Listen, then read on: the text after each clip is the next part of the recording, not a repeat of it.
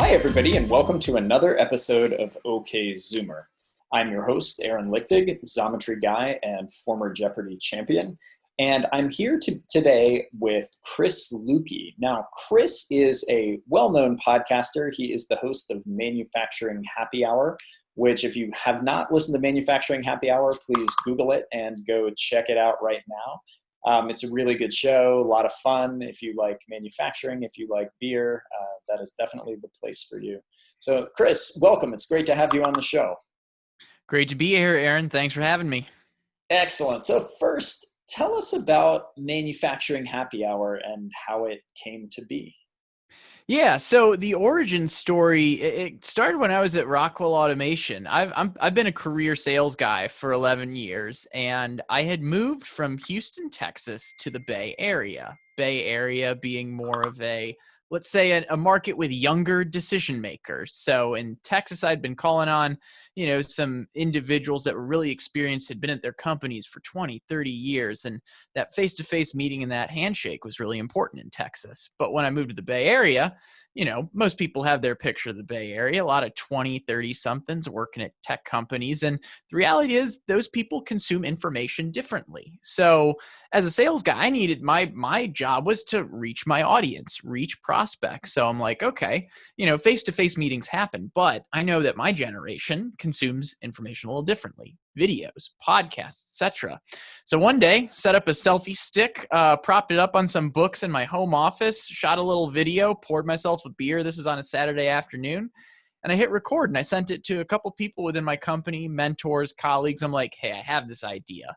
What if we talk about our technology over a beer, make it short, to the point, approachable, great way to get our message across. And, I ultimately started it as something I incorporated into my customer newsletter after that, and then started putting it on YouTube, started putting the videos out on LinkedIn, getting them shared, and it started to pick up traction. So video series turned into a podcast. And now 4 years later, I'm really focused around that as a podcast, building the audience up, continuing to expand what Manufacturing Happy Hour does.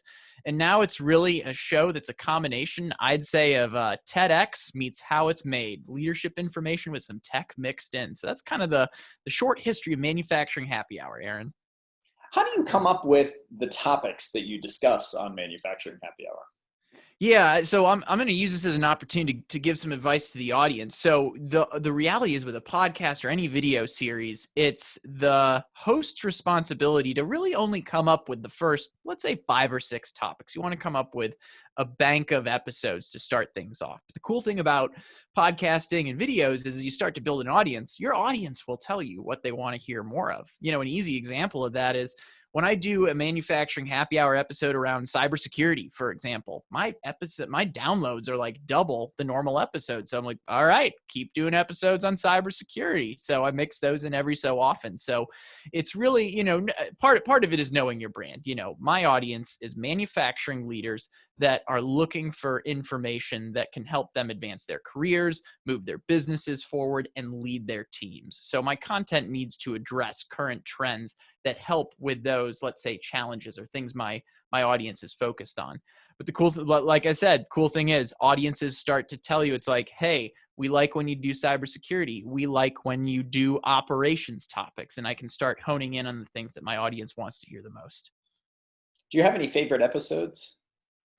That's a great question. There have been some fun ones. I think one that jumps out when you say favorites is, as I was starting the podcast segment, I reached out to the dean at my College of Engineering because I'm like, we should really do an episode around training the next generation of engineers. That sounds like a topic that my audience would like. Again, this was early on when I was having to come up with a topic. So I'm like, it would be cool to meet up with her at my college bar to do the interview there, to do a conversation around engineering leadership over a pint at my old stomping grounds from school. So not only was it an excellent interview, Dr. Appel at Marquette University just has phenomenal insights and really has done a great job with the engineering program there and is really compassionate about how we train engineers. But it's also fun to have have a pint with your old dean at a college bar where you have some fond memories. So it's that happy hour mix that really makes it a lot of fun. It's very much a manufacturing podcast, but the whole happy hour idea is it's not because we're always having a pint. It's because we want to make these conversations casual and approachable, the same way you would if you're having a conversation with someone over a beer. Nice. That is the best way to have just about any conversation. I would agree.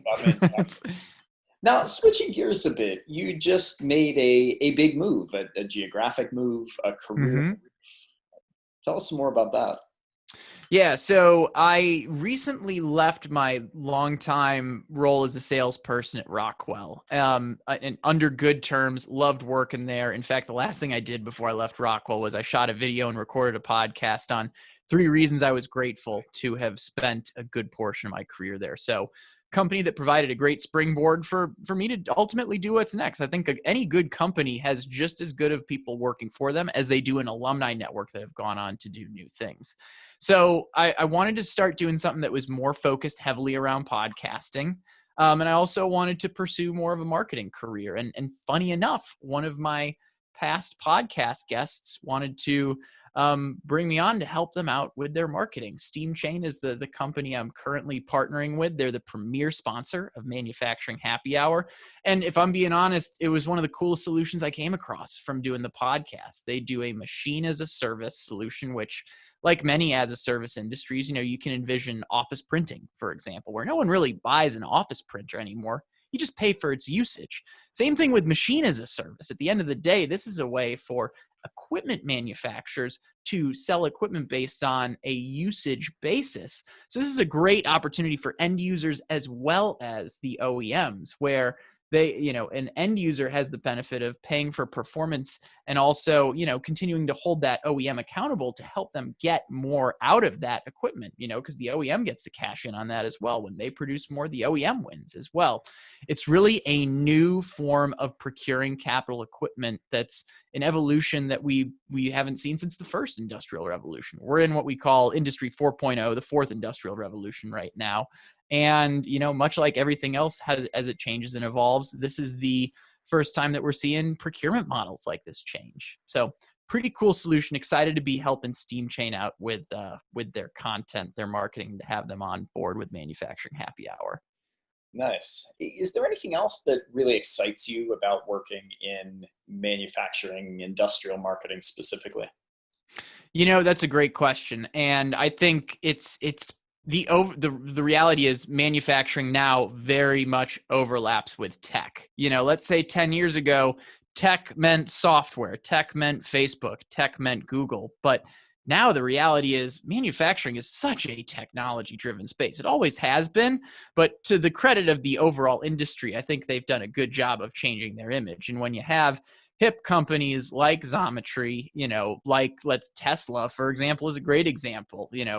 Electric car company located right in the heart of Silicon Valley. You want to talk about mixing tech and manufacturing, that's like the perfect embodiment of it. Then as companies like Rockwell, modernize their image and things like that, become more software centric, you're really seeing this exciting overlap between the manufacturing space, the tech space, and how this is really just accelerating the pace of change in the manufacturing space more so than we've seen probably at any time in the last 100 years of this industry. Looking out over the next year or so for your plans for Manufacturing Happy Hour, you have anything you want to tell our guests about? Anything that's coming up that they should watch for?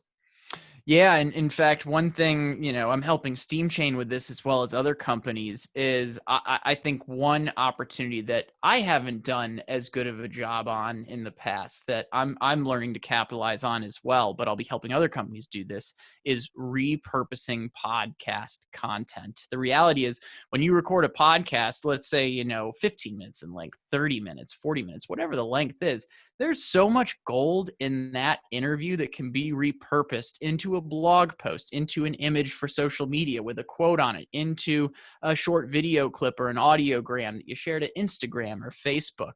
There's so much reach with the content that you can get within a single podcast.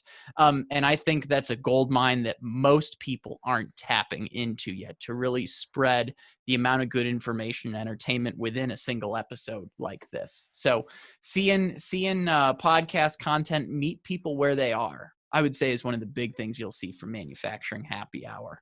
Do you have any other advice for someone who's thinking about starting a podcast? You know, we've covered a lot of good ground. My biggest thing is don't let equipment stop you. I shouldn't say it's my biggest thing, but it's one of the things that jumps out, because I have this conversation all the time. You know, a lot of people are like, oh, I just need to get this microphone and this recorder and this camera, and then I'm going to be ready to go. But the reality is most people are just using that as an excuse to put it off. If you have content and you have ideas and you have specifically topics that can help address challenges that your customer audience is having, for example, I'm speaking from the perspective of like a B2B podcaster here. You know, your iPhone, your camera that you have on your computer already, those are often enough to get started. You know, don't let equipment hold you up. There's some very cheap, very easy ways to get started. And honestly, if you're ready to go, like, you probably have what you need to get going today. Awesome. Well, you all, the OK Zoomer audience now, you all should check out Manufacturing Happy Hour. It's a wonderful podcast. Xometry will be a guest on the podcast coming up shortly. We're really excited about that. Chris, thank you so much for joining OK Zoomer today. It's been great talking with you. I dig it. Thanks for the great interview, Aaron. Good chatting. All right. Thanks for watching, everybody. We'll be back in another couple days with another episode of OK Zoomer.